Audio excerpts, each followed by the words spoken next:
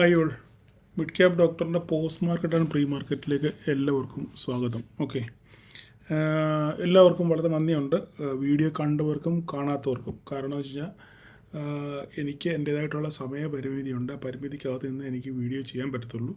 അപ്പം എല്ലാ ആഴ്ചയും ചിലപ്പം വൈകുന്നേരം കൃത്യസമയത്ത് വീഡിയോ ചെയ്യാൻ പറ്റിയെന്ന് വരത്തില്ല. എൻ്റെ ഡ്യൂട്ടി മാറി വരുന്ന അവസരങ്ങളിൽ ഒരു പക്ഷേ ലേറ്റ് നൈറ്റിലായിരിക്കും ഞാൻ വീഡിയോ ചെയ്യുന്നത്. പിറ്റേ ദിവസം മാത്രമേ നിങ്ങൾക്ക് കാണാൻ പറ്റത്തുള്ളൂ. അപ്പം താല്പര്യമുള്ളവർ കാണുക, എനിക്ക് അത്ര മാത്രമേ പറയാനുള്ളൂ. കാരണം ഇന്നലെ പലരും വീഡിയോ കണ്ടിട്ടില്ല. അപ്പം പ്രത്യേകിച്ച് എന്തെങ്കിലും വിവാദങ്ങളോ അങ്ങനെയുള്ള കാര്യങ്ങളൊക്കെ ഉണ്ടെങ്കിലാണ് ആൾക്കാർക്ക് വീഡിയോ കാണാൻ വളരെ ഉത്സാഹം. ഓക്കെ, അല്ലാതെ പഠിക്കണം എന്നുള്ളൊരാഗ്രഹം എത്ര പേർക്ക് ഉണ്ടോ എന്നുള്ള കാര്യം എനിക്കറിയത്തില്ല. എനിവേ, നമ്മുടെ ടോപ്പിക്കല്ല അത്. അപ്പോൾ നമുക്ക് ഇന്നത്തെ മാർക്കറ്റിലോട്ട് വരാം. ഇന്ന് മാർക്കറ്റ് നിങ്ങളെ പഠിപ്പിച്ചൊരു കാര്യമുണ്ട്. നിങ്ങൾ ശരിക്കും മാർക്കറ്റിൽ രാവിലെ തൊട്ട് വൈകുന്നേരം വരെ ഇരുന്നവരാണെന്നുണ്ടെങ്കിൽ മാർക്കറ്റ് നിങ്ങളെ പഠിപ്പിച്ച ഒരു കാര്യമുണ്ട്. എന്താണെന്ന് പറഞ്ഞു കഴിഞ്ഞാൽ ആദ്യത്തെ ഒരു മണിക്കൂർ മുതൽ 1.5 മണിക്കൂർ വരെ ഓക്കെ ട്രേഡ് ചെയ്തവർക്ക് ഒരു ന്യായമായ പ്രോഫിറ്റ് കൊണ്ട് അവർക്ക് വീട്ടിൽ പോകാൻ പറ്റിയിട്ടുണ്ട്. അല്ലാതെ രാവിലെ തൊട്ട് വൈകുന്നേരം വരെ മാർക്കറ്റിൽ കുത്തിയിരുന്നവർക്ക് ഒരു 5 പൈസയുടെ ഗതി ഉണ്ടായി എന്ന് ഞാൻ വിശ്വസിക്കുന്നില്ല. ഉണ്ടായെങ്കിലും എന്താ പറയുന്നത്, ചെറിയ വളരെ നോമിനലായിട്ടുള്ള പ്രോഫിറ്റ് മാത്രമേ കിട്ടാനുള്ള സാധ്യതയുള്ളൂ. പക്ഷേ ഈ ആദ്യത്തെ 1 മണിക്കൂറിനകത്ത് അല്ലെ 1.5 മണിക്കൂറിനകത്ത് ട്രേഡ് ചെയ്തവർക്ക് നല്ല രീതിയിൽ പ്രോഫിറ്റ് എടുക്കാൻ പറ്റിയിട്ടുണ്ട്. സ്ക്രീൻഷോട്ടിൻ്റെ കാര്യം ഞാൻ പറയുന്നില്ല, അത് പോട്ടെ. ഓക്കെ, അപ്പോൾ എനിക്ക് വ്യക്തമായ ബോധ്യമുണ്ട് അങ്ങനെ ലാഭം എടുത്തിട്ടുണ്ട് എന്നുള്ളത്. ഓക്കെ, അപ്പോൾ അതിൻ്റെ വെളിച്ചത്തിലാണ് ഞാൻ പറയുന്നത്. അപ്പം അതിനുശേഷം മാർക്കറ്റ് എന്താ പറയുന്നത്, ഒരു കൺസോൾട്ടേഷൻ മോഡിലേക്കോ അല്ലെങ്കിൽ കയറി ഇറങ്ങി മാർക്കറ്റ് സഞ്ചരിച്ചു. അതിൻ്റെ കൂടെ വിക്സ് നമ്മൾ നോക്കുകയാണെന്നുണ്ടെങ്കിൽ വളരെ ഡ്രാസ്റ്റിക്കായിട്ട് ആദ്യത്തെ കുറച്ച് നേരം വിക്സ് നിന്നതിന് ശേഷം നിങ്ങൾ നോക്കി, ഞാൻ കാണിച്ചു തരാം, ഒരു സെക്കൻഡ്. ഇതാ നോക്കിക്കേ, ഇതുകൊണ്ടാണ് ഞാൻ ആദ്യത്തെ 1 മണിക്കൂർ എന്ന് പറഞ്ഞത്. ഇതാ നോക്കിക്കേ, ഇത് സമയം എത്രയാണ്? ഇത് ഏകദേശം ഇവിടുത്തെ 8:30 അല്ലേ, ഇവിടുത്തെ 8:30 എൻ്റെ സമയമാണ്, ഇവിടുത്തെ സമയമാണ് ഇത് കാണുന്നത്. 8:30 എന്ന് പറയുമ്പോൾ ഏകദേശം ഒരു നാട്ടിലെ സമയം വേണമെങ്കിൽ ഞാനിവിടെ വെക്കാം. നോക്കട്ടെ, ഇതിനകത്തിൽ ഇവിടെയാണ് സമയം. ഓക്കെ, ഇവിടുത്തെ സമയം നാട്ടിലെ സമയം വെക്കാം. നാട്ടിലെ സമയം എന്ന് പറയുമ്പോൾ ഏകദേശം 5:30 എന്നെങ്കിലും നിങ്ങൾക്ക് കറക്റ്റ് മനസ്സിലാകത്തുള്ളൂ. അതുകൊണ്ടാണ് ഞാൻ ഒരു സെക്കൻഡ്. കൊൽക്കട്ട. ഓക്കെ, ഇവിടെ നിങ്ങൾ നോക്കി കഴിഞ്ഞാൽ അറിയാം, രാവിലത്തെ 10:30 വരെ ഞാൻ പറഞ്ഞില്ലേ, രാവിലെ 10:30 വരെ ട്രേഡ് ചെയ്തവർക്ക് നല്ല ബെനിഫിറ്റ് ഉണ്ടായിട്ടുണ്ട്. അതിൻ്റെ കാര്യം എന്താണ്? ഇതാ നോക്കിക്കേ, വിക്സ് ഇവിടുന്ന് ഓപ്പൺ ചെയ്തതിന് ശേഷം വിക്സ് ഇവിടുന്ന് മോളോട്ട് യാത്ര ചെയ്തു. അപ്പോൾ ആ വിക്സ് കയറിയ അതിൻ്റെ ആനുകൂല്യം പ്ലസ് നിങ്ങളുടെ പ്രീമിയം പ്ലസ് വിക്സ്, ഓക്കെ, ഇത് രണ്ടും കൂടെ ചേർന്നാണ് ആദ്യത്തെ 1.5 മണിക്കൂറിനകത്ത് നിങ്ങൾ ട്രേഡ് ചെയ്തവർക്ക് ഒരു നല്ല പ്രോഫിറ്റ് കിട്ടിയത്. അല്ലാതെ നിങ്ങൾ എടുത്ത പ്രീമിയത്തിൻ്റെ മാത്രം ഗുണമല്ല, പ്രീമിയത്തിൻ്റെ കൂടെ ഇത്രയും വിക്സ് കയറിയുകൊണ്ട് അതിൻ്റെ ഒരു ബെനിഫിറ്റ് കൂടെ നിങ്ങൾക്ക് കിട്ടി. അങ്ങനെയാണ് നിങ്ങൾക്ക് ഹ്യൂജ് പ്രോഫിറ്റ് രാവിലെ തന്നെ കിട്ടിയത്. അതിന് ശേഷം ട്രേഡ് ചെയ്തവർക്ക് നോക്കിക്കേ, വിക്സ് വളരെ ഡ്രാസ്റ്റിക്കായിട്ട് താഴോട്ട് ഇടിഞ്ഞ് വീണോണ്ടിരിക്കുക. അതുകൊണ്ട് നിങ്ങളുടെ പ്രീമിയം എത്ര അപ്രീഷിയേറ്റ് ചെയ്ത് കഴിഞ്ഞാലും ഈ വിക്സിൻ്റെ പ്രഭാവം കൊണ്ട് നിങ്ങളുടെ പ്രീമിയത്തിന് വലിയ മെച്ചം ഉണ്ടായില്ല. ഇതാണ് ഇന്ന് മാർക്കറ്റിൽ സംഭവിച്ചത്. അപ്പോൾ ഏറെക്കുറെ നിങ്ങൾക്ക് കാര്യം മനസ്സിലായിരിക്കുന്നു. അപ്പോൾ ഇനിയും നിങ്ങൾ ട്രേഡ് ചെയ്യുമ്പം സൂക്ഷിച്ച് നിങ്ങൾ നോക്കി ചെയ്യുക. വിക്സിൻ്റെ കാര്യങ്ങളൊക്കെ നോക്കിയിട്ട് മാത്രമേ. കാരണം കുറേ പേര് എനിക്ക് മെസ്സേജ് അയച്ചു, സാർ എൻ്റെ പ്രീമിയം നല്ല രീതിയിൽ ഞാൻ ട്രേഡ് എടുത്തു, പക്ഷേ പ്രീമിയം കയറുന്നില്ല, മാർക്കറ്റ് താഴോട്ട് വരുന്നു, പക്ഷേങ്കിൽ പ്രീമിയം കയറുന്നില്ല എന്ന് പറഞ്ഞ് ധാരാളം പേര് മെസ്സേജ് അയച്ചു. അപ്പോൾ അവർക്കൊക്കെയുള്ള മറുപടിയാണ് ഇനി പറയുന്നത്. നിങ്ങളിടയ്ക്ക് വിക്സിൻ്റെ പോക്കും കൂടെ നോക്കുക. അപ്പോൾ നിങ്ങൾക്ക് മനസ്സിലാകും, നിങ്ങളെടുത്ത പ്രീമിയം മാർക്കറ്റ് നിങ്ങൾ വിചാരിച്ച ദിശയിലേക്ക് പോകുന്നെങ്കിലും നിങ്ങളുടെ പ്രീമിയം കയറുന്നില്ല എന്നുണ്ടെങ്കിൽ നിങ്ങൾ ഉടൻ തന്നെ പോയി വിക്സ് നോക്കുക. ഇന്ത്യ വിക്സിന് അത് കണ്ടേണ്ടതാണ്. ഇന്ത്യ വിക്സിന് ടൈപ്പ് ചെയ്താൽ മതി. നിങ്ങൾക്ക് നിങ്ങളുടെ വാച്ച് ലിസ്റ്റിൽ ആഡ് ചെയ്ത് നോക്കുക ഇന്ത്യ വിക്സ്, അതിനകത്ത് നിങ്ങൾക്ക് കാണാൻ പറ്റും. ഓക്കെ, അപ്പം കാര്യം ക്ലിയർ ആയാലും എന്തുകൊണ്ടാണ് പ്രോഫിറ്റ് കിട്ടാത്തതെന്ന്. അപ്പം രാവിലെ ആദ്യം 1.5 മണിക്കൂർ ട്രേഡ് ചെയ്തവർക്കും പ്രോഫിറ്റ് കിട്ടിയത് എങ്ങനെയാണെന്ന് നിങ്ങൾക്ക് മനസ്സിലായി. അപ്പോൾ കാര്യങ്ങൾ ക്ലിയർ ആയല്ലോ. അപ്പം ഒരു കാര്യം നിങ്ങളിന്ന് പഠിച്ചു. ഓക്കെ, അപ്പോൾ അതുകൊണ്ട് എന്നും രാവിലെ തൊട്ട് വൈകുന്നേരം വരെ ചവിട്ടി കുത്തിയിരിക്കാതെ നിങ്ങൾ ട്രേഡ് ചെയ്യാൻ ശ്രമിക്കുക. അത് നമുക്ക് ഇന്നത്തെ ഓപ്പർച്യൂണിറ്റി നോക്കാം. ഇന്നത്തെ ഓപ്പർച്യൂണിറ്റിയിൽ വളരെ സുന്ദരമായ ഒരു ഓപ്പർച്യൂണിറ്റി, 1 അല്ലെങ്കിൽ 2 ഓപ്പർച്യൂണിറ്റി ബിഗിനേഴ്സിനുണ്ടായിരുന്നു. വളരെ സുന്ദരമായിട്ടുള്ള ഒരു ഓപ്പർച്യൂണിറ്റി. ഓക്കെ, അപ്പോൾ രാവിലെ ട്രേഡ് ചെയ്തവർ നേരെ മാർക്കറ്റ് ഓപ്പൺ ചെയ്ത് നേരെ താഴോട്ട് പോയിരുന്നു. അതിനുശേഷം നേരെ മുകളിലോട്ട് പോയി, അതിനുശേഷം പിന്നെ ഒരു ഹൈ ക്രിയേറ്റ് ചെയ്തു അല്ലേ, ഒരു ഹൈ ക്രിയേറ്റ് ചെയ്തു. ഈ ഹൈ ഫസ്റ്റ് 5 മിനിറ്റ് ക്യാൻഡലിൻ്റെ അല്ലെങ്കിൽ ഇന്നത്തെ ഓപ്പണിംഗ്, ഇതെന്ന് പറയുന്നത് ഇന്ന് ഓപ്പണിംഗ് ആണ്. ഇന്നത്തെ ഗ്യാപ്പ് അപ്പിൽ ഓപ്പൺ ചെയ്ത ലൈനാണ് ഈ ഡോട്ടഡ് ലൈൻ നിങ്ങൾ കാണുന്നത് അല്ലേ. അപ്പോൾ മാർക്കറ്റ് ഇവിടുന്ന് നേരെ താഴോട്ട് ഫോൾ വന്ന് ഒരു ബോട്ടം ക്രിയേറ്റ് ചെയ്തതിന് ശേഷം മാർക്കറ്റ് നേരെ പോയി വന്ന് റീടെസ്റ്റ് ചെയ്തു. എവിടെ റീടെസ്റ്റ് ചെയ്തു? നമ്മുടെ ഓപ്പണിംഗ് ലൈനിൽ, അതായത് മാർക്കറ്റ് ഓപ്പൺ ചെയ്ത അതേ പൊസിഷനിൽ വന്ന് മാർക്കറ്റ് റീടെസ്റ്റ് ചെയ്തതിന് ശേഷം മാർക്കറ്റ് തിരിച്ച് കയറിപ്പോയി അല്ലേ. തിരിച്ച് കയറിപ്പോയെങ്കിൽ ഇവിടെ ഒരു ബിഗിനറിനൊന്നും ഒരു ട്രേഡ് എടുക്കാനുള്ള ഒരു ഓപ്പർച്യൂണിറ്റി ഇല്ല. ഈ ഒരു ക്യാൻഡിൽ എന്ന് പറഞ്ഞു കഴിഞ്ഞാലും ഇത് അത്ര സുഖമല്ല, 80% ഒന്നും ക്യാൻഡിൽ ഇല്ലത്. 70% റിസ്ക് എടുത്തവർക്ക് കാണുമായിരിക്കും, എങ്കിലും ഒരു ബിഗിനെ സംബന്ധിച്ചിടത്തോളം അവർ കൺഫ്യൂസ്ഡ് ആയിരിക്കും, അവർക്ക് ഇവിടെ ട്രേഡ് ഇല്ല. ഇതൊക്കെ പോട്ടെ. അതിനുശേഷം മുകളിലോട്ട് പോയി നേരെ അവിടെ നിന്ന് ഒരു റിജക്ഷൻ ക്യാൻഡിലൂടെ മാർക്കറ്റ് തിരിച്ചു വന്നു. ഇതിനുശേഷം ഇവിടെയൊക്കെ ട്രേഡ് എടുത്തവരുണ്ട്, പക്ഷേ ഇതൊന്നും ബിഗിനറിനുള്ള ട്രേഡ് അല്ല. പക്ഷെങ്കിൽ ഇവിടെ ട്രേഡ് ഉണ്ട്. ഇതാ നോക്കിക്കേ, വീണ്ടും ഇവിടെ മാർക്കറ്റ് ഇവിടെ വന്ന് റീടെസ്റ്റ് ചെയ്തു വീണ്ടും. അപ്പോൾ നമ്മുടെ ഒരു സപ്പോർട്ട് അല്ലെ റെസിസ്റ്റൻസ് ലൈനായിട്ട് നമ്മുടെ ഈ ഓപ്പണിംഗ് ലൈൻ ആക്ട് ആയി അല്ലേ. അപ്പോൾ നമ്മൾ ഇങ്ങനെയുള്ള കാര്യങ്ങൾ ശ്രദ്ധിക്കണം. മാർക്കറ്റ് ഗ്യാപ്പ് അപ്പ് ഓപ്പൺ ചെയ്ത ആ ലൈൻ, ഓപ്പണിംഗ് ലൈൻ, ഓക്കെ, ആ ഓപ്പണിംഗ് ലൈന് ഒരു സപ്പോർട്ടായിട്ടോ റെസിസ്റ്റൻസ് ആയിട്ടോ പല പ്രാവശ്യം വർക്ക് ചെയ്യുന്നതായിട്ട് നമുക്കിവിടെ മനസ്സിലായി ഇല്ലേ. നിങ്ങൾ ഇങ്ങനെയുള്ള കാര്യങ്ങളൊക്കെ ശ്രദ്ധിക്കുക, ഇത് നിങ്ങളുടെ പുതിയൊരു അറിവായിരിക്കും. അപ്പോൾ ഇങ്ങനൊരു ലൈൻ ഇന്നത്തെ ദിവസം പ്രധാനപ്പെട്ട ഒരു സപ്പോർട്ടായിട്ട് റെസിസ്റ്റൻ്റായിട്ട് ആക്ട് ചെയ്തു. അപ്പോൾ നോക്കിക്കുക, മാർക്കറ്റ് ഇവിടുന്ന് മേലോട്ട് പോയി ക്രോസ് ചെയ്ത് വീണ്ടും ഇവിടെ സപ്പോർട്ട് എടുത്ത് മാർക്കറ്റ് നേരെ തിരിച്ചു പോയി വീണ്ടും ഇതേ ലൈനിൽ തന്നെ സപ്പോർട്ട് എടുത്തു അല്ലേ. ഇതേലാണ് സപ്പോർട്ട് എടുത്തിട്ട് വീണ്ടും ഒരു മാർക്കറ്റ് മേലോട്ടൊരു കയറ്റം. അപ്പോൾ ഇവിടെ ഒരു ട്രേഡ് എടുത്തവർക്ക് ഒരു ഓപ്പർച്യൂണിറ്റി ഉണ്ടായിരുന്നു. അപ്പോഴും ഇവിടെ ബിഗിനേഴ്സിൽ ഒരു പക്ഷേ ഇത് അറിയത്തില്ലായിരിക്കാം, അവരെ അങ്ങ് വിട്ടു പോട്ടെ. നിങ്ങൾ എടുത്തവരും കണ്ടുപിടിച്ചവർക്കും ട്രേഡ് എടുത്തവർക്കും ഒരു ന്യായമായ പ്രോഫിറ്റ് 10-15 പോയിൻറ്റ് കിട്ടാനുള്ള വകുപ്പ് ഇവിടെ ഉണ്ടായിരുന്നു. ഇത് ഞാനങ്ങ് വിടുന്നു. നിങ്ങൾ എടുത്തെങ്കിൽ എടുത്തില്ല. അതിനുശേഷം ഇവിടെ നിങ്ങൾ നോക്കിക്കഴിഞ്ഞാൽ ഇവിടെ ഒരു ബെയറിഷ് എൻഗൾഫിങ് വന്നു. ഇതും വിട്ടേക്കാം, ഇതും പോട്ടെ, ബിഗിനർ ഇല്ലാത്ത കാര്യം. പക്ഷേ ഇവിടെ ഉള്ള ഒരു സംഭവമുണ്ട്. അതാ നോക്കിക്കേ, ഈ സംഭവം ഇത് കണ്ടോ. ഇത് നല്ല നമ്മുടെ ക്രൈറ്റീരിയ എല്ലാം ഫുൾഫില്ലാകുന്ന രീതിയിലുള്ളൊരു ഓപ്പർച്യൂണിറ്റി ആയിരുന്നു. ഇവിടെ ഒരു ബെയറിഷ് ക്യാൻഡിലൂടെ ഫോം ചെയ്തു. 5 മിനിറ്റിൻ്റെ ക്യാൻഡിൽ, ഒരു ഓൾമോസ്റ്റ് 90% ബോഡിയുള്ള ഒരു ക്യാൻഡിൽ. അത് മാത്രമല്ല, ഇത് താഴോട്ട് വന്ന ഇത് സാധനം ഒന്ന് റീടെസ്റ്റ് ചെയ്യുമായിരുന്നു ഇവിടെ അല്ലേ. ഒന്ന് റീടെസ്റ്റ് ചെയ്ത് നേരെ താഴോട്ട് വരുമായിരുന്നു. അങ്ങനെ ഒരു ഓപ്പർച്യൂണിറ്റി അവിടെ ഉണ്ടായിരുന്നു. ഇവിടെ നിങ്ങൾക്ക് ട്രേഡ് എടുത്തവർക്ക് ഒരു ന്യായമായിട്ടൊരു പ്രോഫിറ്റ് ഇവിടുന്ന് ഇവിടം വരെ ഏകദേശം ഒരു 10-30 പോയിൻറ്റ്, ഒരു 30-40 പോയിൻ്റ് ഫോള് ഇവിടെ ഉണ്ട് എന്തായാലും ഇല്ലേ. നോക്കാൻ വേണമെങ്കിൽ നമുക്ക് ഇവിടുന്ന് നിങ്ങൾ റീടെസ്റ്റ് നോക്കുകയാണെന്നുണ്ടെങ്കിൽ 25,000 ലൈനാണ് ഇല്ലേ. ഇതിവിടെ നോക്കിക്കഴിഞ്ഞാൽ 30 പോയിൻറ്റിൻ്റെ ഒരു ഫോൾ കിട്ടി. അപ്പോൾ ഒരു 10 പോയിൻറ്റ് ATMൽ എടുക്കുകയാണെങ്കിൽ 10 പോയിൻറ്റ് 15 പോയിൻറ്റ് നിങ്ങൾക്ക് അവിടെ കിട്ടാനുള്ളൊരു സാധ്യതയുണ്ട്. ഇവിടെ വരുമ്പോഴത്തേക്ക് പ്രീമിയം നമുക്ക് കുറയാനും തുടങ്ങി. ഓക്കെ, 10 പോയിൻറ്റെങ്കിലും കിട്ടിക്കഴിഞ്ഞാൽ അത്രയും ആശ്വാസം. ഓക്കെ, ഇതൊരു ഓപ്പർച്യൂണിറ്റി ആയിരുന്നു. പക്ഷേങ്കിൽ ഇവിടെ വന്നപ്പോഴത്തേക്കും പ്രീമിയം പതുക്കെ താഴോട്ട് വരാൻ തുടങ്ങി ഇല്ലേ. ഇവിടെ നമുക്കൊരു 10:30-11 മണി വരെ ആയിരുന്നു നമുക്ക് അവസരം. ഈ ഒരു ഫോളോട് കൂടെ വിക്സ് നമുക്ക് താഴോട്ട് വരാൻ തുടങ്ങി. അപ്പോൾ വലിയ അപ്രീസിയേഷൻ ഇവിടെ കാണുന്നത്. എനിവേ, നമുക്ക് ഇത് എടുത്തവർക്ക് ഓക്കെ, ഇല്ല ഹോൾഡ് ചെയ്തവർക്കാണെങ്കിലും വീണ്ടും ഇത് റീടെസ്റ്റ് ചെയ്ത് ഇവിടെ വന്ന് റീടെസ്റ്റ് ചെയ്ത് നേരെ വീണ്ടും തിരിച്ച് താഴോട്ട് വന്നു ഇല്ലേ. അപ്പോൾ ഏകദേശം ഒരു 50 പോയിൻറ്റോളം ഒരു ഫോള് നമുക്ക് കിട്ടി. റീടെസ്റ്റിൽ വന്നു കഴിഞ്ഞാൽ ഒരു 50 പോയിൻറ്റ് ഫോള് കിട്ടി. ഇവിടെ എന്തായാലും ഇപ്പോൾ വിക്സിൻ്റെ പ്രശ്നം കൂടെ കൊണ്ടുവന്നാൽ ഒരു 10-15 പോയിൻറ്റ് നിങ്ങൾക്ക് എന്തായാലും ഒരു പ്രീമിയം കിട്ടാനുള്ള സാധ്യത അവിടെ ഉണ്ടായിരുന്നു. അതായിരുന്നു ഒരു ബിഗിനേഴ്സിനുള്ള ഒരു ട്രേഡ്. അതിനുശേഷം ഒരു ഓപ്പർച്യൂണിറ്റി നമുക്കില്ല. കാരണം പിന്നെ മാർക്കറ്റ് ഒരു പ്രീമിയം അപ്രീസിയേഷൻ ഇല്ലാത്തതുകൊണ്ട് ആരും ട്രേഡ് എടുക്കാനൊന്നും മെനക്കെട്ടില്ല. പലരും പറഞ്ഞ് ഹോൾഡ് ചെയ്യുന്നുണ്ട് സാറേ, പക്ഷേ ഒരു ഗുണവും ഇല്ല, ഇത്രയും താഴെ വീണിട്ട് വലിയ ഗുണമൊന്നും ഇല്ല എന്ന് പലരും കമൻറ്റ് അയച്ചു. അവസാനം ഒരു ഫോൾ കിട്ടി ശേഷം അതുപോലെ തന്നെ തിരിച്ച് മാർക്കറ്റ് മുകളിലോട്ട് കയറി ക്ലോസ് ചെയ്തു. ഓക്കെ, ഇതാണ് സംഭവിച്ചത്. അപ്പോൾ ഇന്നത്തെ ഓപ്പർച്യൂണിറ്റി നിങ്ങൾക്ക് മനസ്സിലായല്ലോ. അപ്പം എക്സാക്റ്റ് ബിഗിനറിനുള്ള ട്രേഡ് ഈ ഒരു ട്രേഡായിരുന്നു. അല്ലെങ്കിൽ ഇവിടെ കയറാൻ പറ്റിയില്ലെങ്കിൽ ഇവിടെ കയറായിരുന്നു. ഈ 2 പോയിൻറ്റിൽ എവിടെയെങ്കിലും അവർക്ക് ബിഗിനേഴ്സിന് കയറായിരുന്നു. അപ്പം അത് കഴിയും. പിന്നെ റിസ്കി ട്രേഡേഴ്സിനൊക്കെ ഇവിടെയൊക്കെ ഇതൊരു റിജക്ഷൻ ക്യാൻഡിൽ ഓപ്പർച്യൂണിറ്റി ഇവിടെ ഉണ്ടായിരുന്നു. ഇവിടെ തിരിച്ച് മേലോട്ട് കയറാനുള്ള സിഇക്കുള്ളൊരു ഓപ്പർച്യൂണിറ്റി ഉണ്ടായിരുന്നു. അതൊക്കെ ഓരോരുത്തരുടെയും മനോധർമ്മമാണ്, മനസ്സിലായില്ലേ. അപ്പോൾ അത് നിങ്ങൾ യുക്തിപൂർവ്വം നിങ്ങളെപ്പോഴും ട്രേഡ് ചെയ്യുമ്പോൾ നിങ്ങൾ കുറച്ച് ലോജിക്കും കൂടെ ആലോചിക്കുക കേട്ടോ. എല്ലാവരോടാണ് പറയുന്നത്.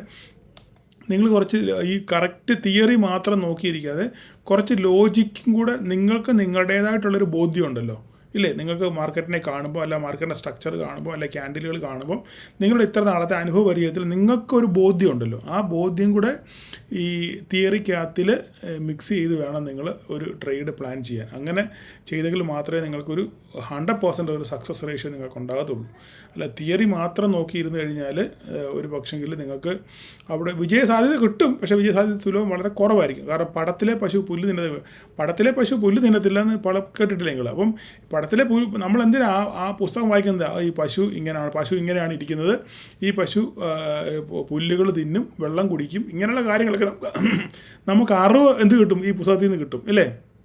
പക്ഷേ ഇത് പ്രാക്ടിക്കലായിട്ട് ഇതിനെ അയ്യത്തോട്ട് കെട്ടിക്കഴിയുമ്പോഴേ ഇതിൻ്റെ തനി സ്വഭാവം നമുക്ക് മനസ്സിലാകത്തില്ല. അപ്പോൾ ചിലപ്പം ഒരു ചിലപ്പം ഈ പടത്തിൽ കാണുന്ന അതേ പുല്ലായിരിക്കത്തില്ല ചിലപ്പോൾ അത് തിന്നുന്നത്. ചിലപ്പോൾ ആ പുല്ല് അത് തിന്നത്തില്ലായിരിക്കും.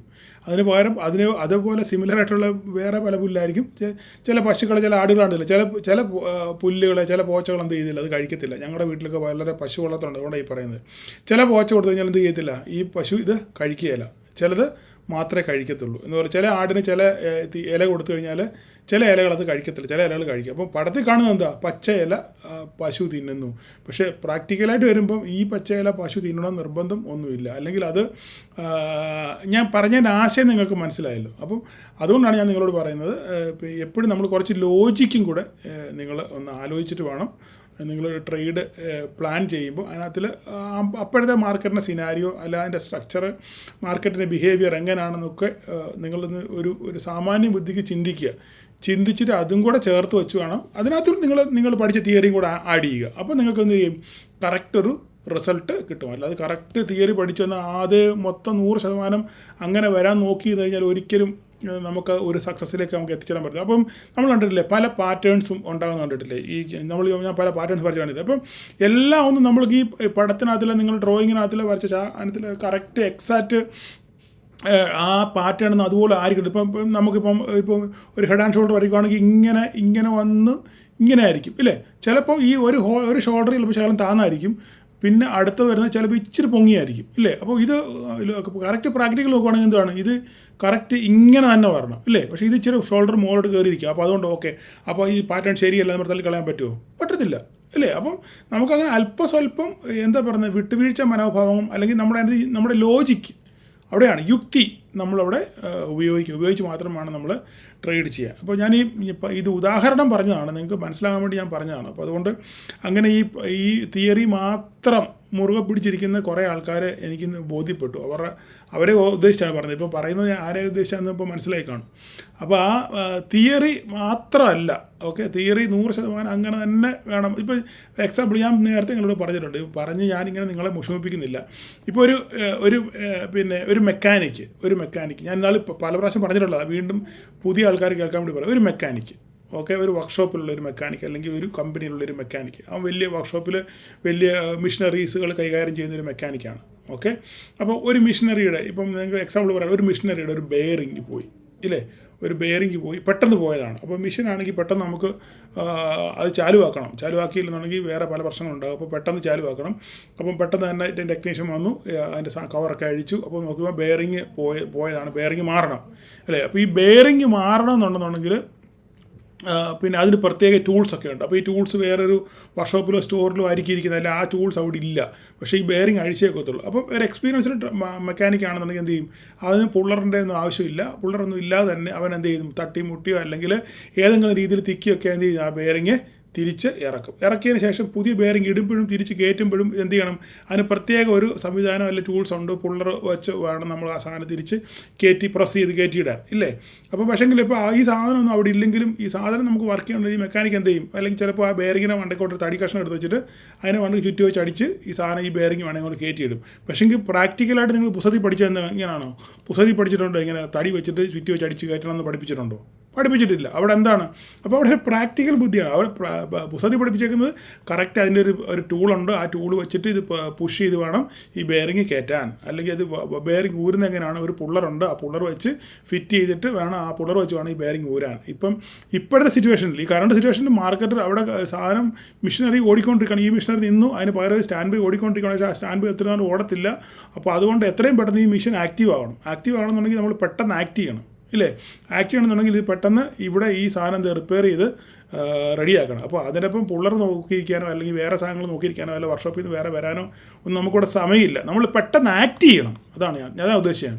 നമ്മൾ ഒരു സിനാരിയോ കണ്ടു, ഇവിടെ ഒരു ചാർട്ട് കണ്ടു, 2 ക്യാൻഡിൽ കണ്ടു. ഈ ക്യാൻഡിൽ കണ്ടു കഴിഞ്ഞപ്പോൾ നമുക്ക് അവിടെ പെട്ടെന്ന് നമുക്ക് ഈ കാര്യം മനസ്സിലാക്കി നമ്മൾ പെട്ടെന്ന് അവിടെ ഒരു എക്സിക്യൂഷൻ നടക്കണം, ഇല്ലേ? ആ എക്സിക്യൂഷൻ നടക്കാതെ നമ്മൾ 100 കൂട്ടം വേറെ പല പല കാര്യങ്ങൾ ആലോചിച്ചുകൊണ്ട് കഴിഞ്ഞാൽ മാർക്കറ്റ് അതിൻ്റെ വഴിക്ക് പോകും, എക്സിക്യൂഷൻ ഒരു വഴിക്ക് കിടക്കും. ചിലപ്പം എല്ലാം കഴിഞ്ഞിട്ടായിരിക്കും എക്സിക്യൂഷൻ നടത്തുന്നത്. അപ്പോഴത്തേക്കും നിങ്ങൾ പിന്നെ മാർക്കറ്റ് അവിടെ നിന്ന് നേരെ തിരിച്ച് റിവേഴ്സ് ചെയ്ത് നിങ്ങൾ ലോസിലെത്തും. ഞാൻ പറഞ്ഞതിൻ്റെ ആശയം നിങ്ങൾക്ക് മനസ്സിലായില്ല എന്നുള്ളത്. ഞാൻ പറഞ്ഞത് ചിലപ്പം നിങ്ങൾക്ക് പിന്നെ എന്താ പറയുന്നത്, ഈ ഊളത്തരം പറയുന്നതാണ് നിങ്ങൾ വിചാരിച്ചു കാണും. പക്ഷേ ഞാൻ ഈ പറയുന്നതിൻ്റെ ലോജിക്ക് നിങ്ങൾക്ക് മനസ്സിലായെന്ന് വിചാരിക്കുന്നത്. അത് പറയാൻ വേണ്ടിയാണ് ഞാൻ ഇത്ര എക്സാമ്പിൾ പറഞ്ഞത്. മനസ്സിലായെന്ന് വിചാരിക്കുന്നു. ഓക്കെ, അത്രയും ഭാഗം പറഞ്ഞുകൊണ്ട് ഞാൻ അവസാനിപ്പിക്കുകയാണ്. അപ്പം നമ്മളെപ്പോഴും നമ്മളൊരു ട്രേഡ് പ്ലാൻ ചെയ്യുമ്പം എക്സിക്യൂഷൻ വളരെ ഫാസ്റ്റ് ആയിരിക്കണം. മനസ്സിലായി? കാരണം ഇന്നങ്ങനെ ഒരു ഇൻസിഡൻറ്റ് ഉണ്ടായതുകൊണ്ടാണ് ഞാനത് പറയാൻ കാര്യം, അദ്ദേഹത്തിന് മനസ്സിലായി കാണാൻ കാര്യം. അപ്പം ഇത് ഇത്രയും പറയേണ്ട സാഹചര്യം ഉണ്ടായതുകൊണ്ട് ഞാനങ്ങ് പറഞ്ഞതാണ്. സോറി, വിഷമം ഈ കേൾക്കുന്ന ആൾക്ക് വിഷമം ഉണ്ടാകുന്നെങ്കിൽ എന്നോട് ക്ഷമിക്കുക. അത്രമാത്രമേ എനിക്ക് പറയാനുള്ളൂ. അപ്പം നമുക്ക് ഇനിയിപ്പോൾ നാളത്തെ ചാർട്ടിലോട്ട്. അപ്പോൾ ഇപ്പം നിലവിൽ മാർക്കറ്റ് കുറച്ച് ശാന്തമാണ്. അപ്പോൾ 25,000 ക്രോസ് ചെയ്യുക എന്നുള്ളതാണ് എൻ്റെ ക്യാപ്ഷനിൽ കണ്ടപോലെ തന്നെ. 25,000 ക്രോസ് ചെയ്യുമോ എന്നുള്ളതാണ് നിലവിലത്തെ അവസ്ഥ. ഇപ്പം നിലവിൽ ഇന്ത്യൻ മാർക്കറ്റിൽ ചെറിയൊരു പോസിറ്റിവിറ്റി ഉണ്ട്. ഓക്കെ, ചെറിയൊരു പോസിറ്റിവിറ്റി ഉണ്ട്. എന്താണ്? ചില ഇൻ്റർനാഷണൽ ബ്രോക്കേഴ്സൊക്കെ നമ്മളുടെ നമ്മളുടെ ജി ഡി പി 6.9 എത്തും. നെക്സ്റ്റ് ക്വാർട്ടറിൽ 6.9 കാണും എന്നാണ്. 6.6 ആയിരുന്നു നേരത്തെ ഒരു ബ്രോക്കർ കുറച്ചത്. പക്ഷേ ഇന്ന് ആ ബ്രോക്കറുടെ പേര് ഞാൻ മറന്നുപോയി. 6.9 ആയിട്ട് അപ്ഗ്രേഡ് ചെയ്തിട്ടുണ്ട്. അപ്പം ഇത്രയൊക്കെ താരിഫിന് പ്രശ്നം ഉണ്ടായെങ്കിലും ഇന്ത്യ വളരാൻ പൊട്ടൻഷ്യലുള്ള ഒരു മാർക്കറ്റാണ്, ഒരു കൺട്രിയാണ് എന്ന് ഒരു ബ്രോക്കറല്ല പല ബ്രോക്കർമാർ സർട്ടിഫൈ ചെയ്തിട്ടുണ്ട്. അപ്പോൾ അതൊരു പോസിറ്റീവ് ന്യൂസാണ്. പിന്നെ ട്രംപും മോദിയും തമ്മിലുള്ള മഞ്ഞ് ഉരുകാൻ തുടങ്ങി. ഓക്കെ, അപ്പോൾ അവർ തമ്മിൽ ഒരു സെറ്റിൽമെൻറ്റിലേക്ക് അടുത്ത ദിവസങ്ങളിൽ തന്നെ എത്തും എന്ന ഒരു ധാരണ അല്ലെങ്കിൽ ഒരു എന്താ പറയുന്നത്, അങ്ങനെ ഒരു ചിന്ത മാർക്കറ്റിൽ വന്നിട്ടുണ്ട്. അപ്പോൾ അടുത്ത ദിവസങ്ങളിൽ തന്നെ ഇതൊരു സെറ്റിലാകാനുള്ള സാധ്യത വളരെ കൂടുതലാണ് എന്ന ഒരു ചിന്ത മാർക്കറ്റിൽ വന്നിട്ടുണ്ട്. അപ്പോൾ ഇതൊക്കെ മാർക്കറ്റിൻ്റെ പോസിറ്റിവിറ്റിയെ കാണിക്കുകയാണ്. അങ്ങനെയാണെന്നുണ്ടെങ്കിൽ ആ പോസിറ്റിവിറ്റി നിലനിൽക്കുകയാണെന്നുണ്ടെങ്കിൽ മാർക്കറ്റ് 25,000 ക്രോസ് ചെയ്യാനുള്ള സാധ്യത ഉണ്ട്. അപ്പം 25,000 ക്രോസ് ചെയ്യുകയാണെങ്കിൽ അപ്പോൾ നാളെ ഗ്യാപ്പപ്പിലാണ് മാർക്കറ്റ് ഓപ്പൺ ചെയ്യുന്നതെങ്കിൽ 25,000 മുകളിലാണെന്നുണ്ടെങ്കിൽ എന്താ ചെയ്യേണ്ടത്? ഇവിടെ തട്ടിയിട്ട് തിരിച്ചു പോകാൻ നോക്കുക. ഓക്കെ, തിരിച്ചു പോയി 25,050 25,050 ക്രോസ് ചെയ്യുന്നുണ്ടെന്ന് നോക്കുക. അതോ ഇവിടെ റെസിസ്റ്റൻസ് ഫീൽ ചെയ്ത് തിരിച്ചു വരുമോ നോക്കുക. ഇതാണ് പ്രധാനപ്പെട്ട കാര്യം. ഇതിനൊക്കെ ഒരു കൺഫർമേഷൻ കിട്ടണമെന്നുണ്ടെങ്കിൽ ഈ ഹൈ കട്ട് ചെയ്യണം. ബാക്കിയൊന്നും ഞാൻ മാറ്റുന്നില്ല. ഈ ഹൈ കട്ട് ചെയ്ത് പോയാൽ നമുക്കൊരു കൺഫർമേഷൻ കാണും. എന്താണ്? മാർക്കറ്റ് അപ്സൈഡ് പോകാനുള്ള സാധ്യതയുണ്ട്. ഈ ഹൈ കട്ട് ചെയ്ത് തിരിച്ച് താഴോട്ട് വരുവാണെന്നുണ്ടെങ്കിൽ നമ്മളെപ്പോഴും ഈ ഹൈ ഒന്ന് ശ്രദ്ധിച്ചോണം. ഈ പ്രീവിയസ് ഹൈ. ഓക്കെ, ഈ പ്രീവിയസ് ഹൈ നിങ്ങൾക്കൊരു ഇൻഡിക്കേറ്റർ ആയിരിക്കും. ഓക്കെ, മാർക്കറ്റ് മുകളിലോട്ട് പോകുമോ താഴോട്ട് പോകുമോ. കൺഫർമേഷൻ 25,050 മുകളിലോട്ട് പോയി കഴിഞ്ഞാൽ ഒരു പക്ഷെങ്കിൽ ഒരു മിനിറ്റ് നോക്കിക്കോട്ടെ. ഓക്കെ, 25,076 25,070 ഇവിടെ നിന്ന് എത്ര ഉണ്ട്? 25,076 പോരാ. ഇനിയിപ്പോൾ നാളെ ഷോർട്ട് കവറിങ് നടക്കണമെന്നുണ്ടെങ്കിൽ 25,115 കടക്കണം. ഇത് കടന്നെങ്കിൽ മാത്രമേ നമുക്കൊരു ഷോർട്ട് കവറിങ് റാലി നടക്കത്തുള്ളൂ ഇവിടുന്ന് മേലോട്ട്. ഓക്കെ, നല്ല രീതിയിൽ മാർക്കറ്റ് മുകളിലോട്ട് 25,115 കടന്നു കഴിഞ്ഞാൽ കൺഫർമേഷൻ 25,146. ഈ 2 പോയിൻ്റ് നമ്മുടെ മനസ്സിൽ വെച്ചേക്കുക. ഇല്ല, ഗ്യാപ്പ് ഡൗണിൽ ഓപ്പൺ ചെയ്തതിന് ശേഷം ഗ്യാപ്പ് ഡൗണോ അല്ലെ ഫ്ലാറ്റ് ഓപ്പണിംഗ് ആണെന്നുണ്ടെങ്കിൽ ഇവിടുന്ന് അരിഞ്ഞരിഞ്ഞ് മാർക്കറ്റ് കയറുകയാണെന്നുണ്ടെങ്കിൽ 25,50 കടക്കുമ്പോൾ ഒരു പക്ഷേ ഷോർട്ട് കവറിങ് നടക്കാനുള്ള സാധ്യതയുണ്ട്. അതിൻ്റെ കൺഫർമേഷൻ 25,076. ഇത് കടന്നു കഴിഞ്ഞാൽ ഉറപ്പായിട്ട് ഷോർട്ട് കവറിങ് റാലി നടക്കാനുള്ള സാധ്യത ഉണ്ട്. അപ്പം മനസ്സിലായല്ലോ. ഗ്യാപ്പ് അപ്പിൽ ഓപ്പൺ ചെയ്യുകയാണെങ്കിൽ 25,115 കടക്കണം. കൺഫർമേഷൻ 146. അല്ല, ഫ്ലാറ്റായിട്ട് ഓപ്പൺ ചെയ്ത ശേഷം ഇവിടുന്ന് പതുക്കെ നിരങ്ങിയ മാർക്കറ്റ് കയറുന്നെങ്കിൽ 25,076 കടന്നു കഴിഞ്ഞാൽ ഷോർട്ട് കവറിങ് നടക്കാനുള്ള സാധ്യത ഉണ്ട്. അപ്പോൾ ഇത്രയൊക്കെയാണ്. ഇനി താഴോട്ട് വരുവാണെന്നുണ്ടെങ്കിൽ ലൈനുകളെല്ലാം ഒന്നും മാറ്റാനില്ല, എല്ലാം അതുപോലെ തന്നെ കടന്നോട്ടെ. താഴോട്ട് വരുവാണെന്നുണ്ടെങ്കിൽ ഈ ലോ ബ്രേക്ക് ചെയ്യണം. ഗ്യാപ്പ് ഡൗൺ ഓപ്പൺ ചെയ്യുകയാണെന്നുണ്ടെങ്കിൽ 24,934 കടന്നു കഴിഞ്ഞാൽ മാർക്കറ്റ് ഫർദറായിട്ട് താഴോട്ട് വരും. 24,879 വരെ വരാനുള്ള സാധ്യത ഉണ്ട്. നമ്മൾ ഇന്ന് രാവിലെ പറഞ്ഞിരുന്നു മാർക്കറ്റ് ഞാൻ 24,934 വരെ എത്തും എന്ന് ഞാൻ പറഞ്ഞിരുന്നു. അതുപോലെ തന്നെ മാർക്കറ്റ് എത്തി തിരിച്ചു കയറിപ്പോയി. ഓക്കെ, എന്ന് പറഞ്ഞ പോലെ തന്നെ നാളെ ഫ്ലാറ്റായിട്ട് ഓപ്പൺ ചെയ്ത് താഴോട്ട് വരുവാണെന്നുണ്ടെങ്കിൽ ഒരു പക്ഷെങ്കിൽ മാർക്കറ്റ് 24,879 വരെ വരാനുള്ള സാധ്യതയുണ്ട്. അത് കട്ട് ചെയ്യുകയാണെന്നുണ്ടെങ്കിൽ താഴോട്ട് അടുത്ത ലൈനും ടെസ്റ്റ് ചെയ്യാനുള്ള സാധ്യതയുണ്ട്. ഇത്രയൊക്കെയാണ് നിലവിൽ. ഇപ്പോഴും ബാങ്ക് ഇന്നൊരു ബുള്ളിഷ് സെറ്റപ്പോടുകൂടെ ഒന്ന് ഒന്ന് കയറാനൊന്ന് ശ്രമിച്ചു, പക്ഷെങ്കിൽ അത് ഫെയിലിയറായി. ഞാൻ വിചാരിച്ചു ഇന്ന് ഗ്യാപ്പ് അപ്പ് ഓപ്പൺ ചെയ്തെങ്കിൽ ഗ്യാപ്പ് അപ്പ് സസ്റ്റെയിൻ ചെയ്തു, പക്ഷെങ്കിൽ അത്ര ഒരു പെർഫോമൻസ് കാഴ്ചവെച്ചില്ല. നമ്മുടെ ലൈനിൽ വന്ന് കറക്റ്റ് ക്ലോസ് ചെയ്തിട്ടുണ്ട് മാർക്കറ്റ്. അപ്പോൾ 54,560 അടുത്ത ദിവസങ്ങളിൽ ബാങ്ക് നിഫ്റ്റി പെർഫോം ചെയ്യുകയാണെന്നുണ്ടെങ്കിൽ നല്ല രീതിയിൽ ഒരു അപ്സൈഡ് പോകാനുള്ള സാധ്യത ഉണ്ട്. നിങ്ങളതുകൊണ്ട് ബാങ്ക് നിഫ്റ്റി ഒന്ന് നോട്ട് ചെയ്ത് വെച്ചോ. അതിനകത്തിൽ സ്റ്റോക്കുകളെ നിങ്ങളൊന്ന് നോട്ട് വെച്ച് HDFC ഇപ്പോൾ ഇന്നൊരു ഫ്ലാറ്റായിട്ടാണ് ക്ലോസ് ചെയ്തേക്കുന്നത്. അപ്പം ഒരു പക്ഷെങ്കിൽ ബാങ്കുകളെല്ലാം ഒന്ന് പെർഫോം ചെയ്യുകയാണെന്നുണ്ടെങ്കിൽ ഒരു പക്ഷേ ബാങ്ക് നിഫ്റ്റി പറക്കാൻ സാധ്യതയുണ്ട്. അങ്ങനെ ബാങ്ക് നിഫ്റ്റി പറക്കുവാണെങ്കിൽ അതിൻ്റെ കൂട്ടത്തിൽ നമ്മളുടെ നിഫ്റ്റിയും പറക്കും. ഓക്കെ, അപ്പോൾ നമുക്ക് മിഡ് ക്യാപ്പിൻ്റെ കാര്യം വന്നു കഴിഞ്ഞാൽ മിഡ് ക്യാപ്പ് നല്ല ബുള്ളിഷിലാണ്. ഇന്ന് 13,077 ടെസ്റ്റ് ചെയ്തു ഇല്ലേ, 13,077 ടെസ്റ്റ് ചെയ്ത് നേരെ തിരിച്ച് താഴെ വന്നു സപ്പോർട്ട് എടുത്ത് ഇങ്ങനെ കറങ്ങി നിൽക്കുകയാണ്. അപ്പോൾ ഇനി 13,077 ക്രോസ് ചെയ്ത് മുകളിൽ പോകുകയാണെന്നുണ്ടെങ്കിൽ ഫർദറായിട്ടൊരു റാലി നമുക്ക് മിഡ് ക്യാപ്പിനകത്തിൽ കാണാൻ സാധിക്കും. അപ്പോൾ നമുക്ക് ഈ ലൈനുകളൊക്കെ നിങ്ങൾ നോക്കി വെക്കുക. അപ്പോൾ ഇത്രയൊക്കെ ഉള്ളൂ പറയാൻ, പ്രത്യേകിച്ച് വേറെ കാര്യങ്ങളൊന്നുമില്ല. എനിക്കറിയാം ലേറ്റായിട്ടാണ് ചെയ്യുന്നത്, രാവിലെയാണ് കാണുന്നത്. താല്പര്യമുള്ളവർ കാണുക, എനിക്ക് അത്ര മാത്രമേ പറയാനുള്ളൂ. അപ്പോൾ എല്ലാവർക്കും നാളെ പ്രോഫിറ്റബിൾ ഡേ ആശംസിക്കുന്നു. Thank you all.